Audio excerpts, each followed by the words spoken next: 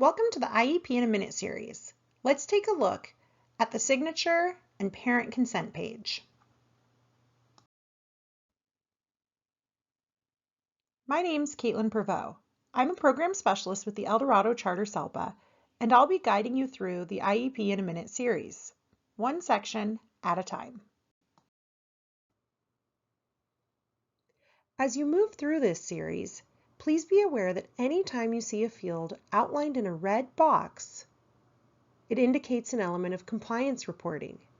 These fields are required, and leaving them blank will generate a CalPADS error, which means your submission will not process correctly. Be sure to complete every field that has a red box around it to avoid generating CalPADS errors.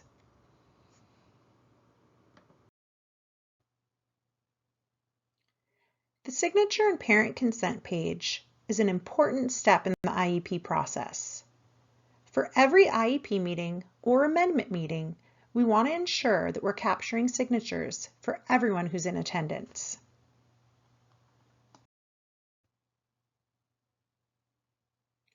Before we look at the parent signature and consent page, remember that every part of the IEP should connect through a clear thread of educational benefit, and changes or implementation of the IEP can't move forward without informed parent consent.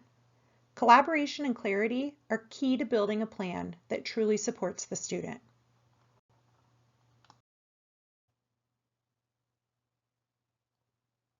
The physical or hard copy of the IEP document serves as the official record.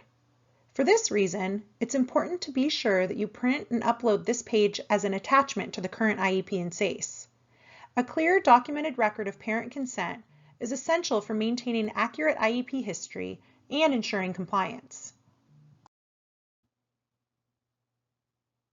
For IEP meeting participants, ensure that all individuals present, either attending in person or virtually, are signing and dating the page. Best practice would also include writing in each participant's title next to their name.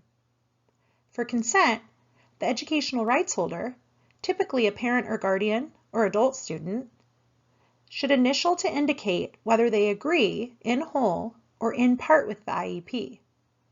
If they agree only in part, the educational rights holder can select the box indicating that they agree with the exception of. Then, they can either write directly on this page to identify the exceptions or provide an attachment. If an attachment is utilized, please indicate this by writing "See Attachment."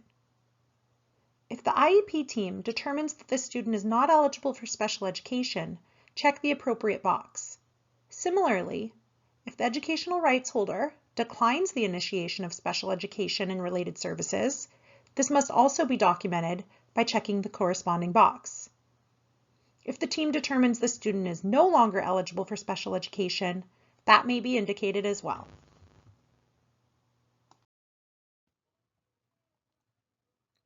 A required measure of compliance includes documenting parental involvement in their child's IEP. This section is required for CalPADS reporting and must be completed at least annually. The IEP team must ask, as a means of improving services and results for your child, did the school facilitate parental involvement? Before the meeting, be sure to uncheck the box in the future IEP section.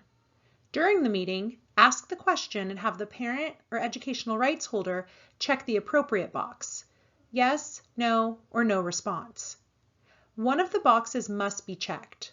A blank field won't be accepted by CalPADS and could generate an error. If the parent selects no or no response, the IEP team should collaborate to develop a plan to improve parent involvement.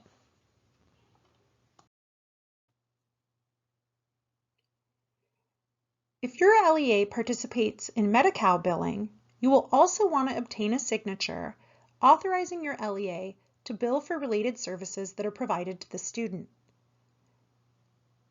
Be sure to include and offer the Medi-Cal billing procedural safeguards that are located in the SACE document library.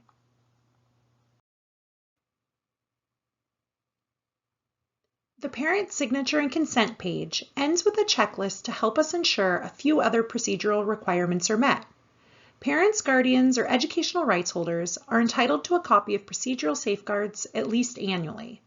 Best practice suggests that they're offered at every IEP meeting. Be sure to have the parent initial confirming that they've been received. If applicable, parents should also initial when receiving copies of assessment reports and a copy of the most recent IEP. If applicable, the parent should also initial when they're provided the Medi-Cal benefits procedural safeguards if the school is intending to bill Medi-Cal for related services.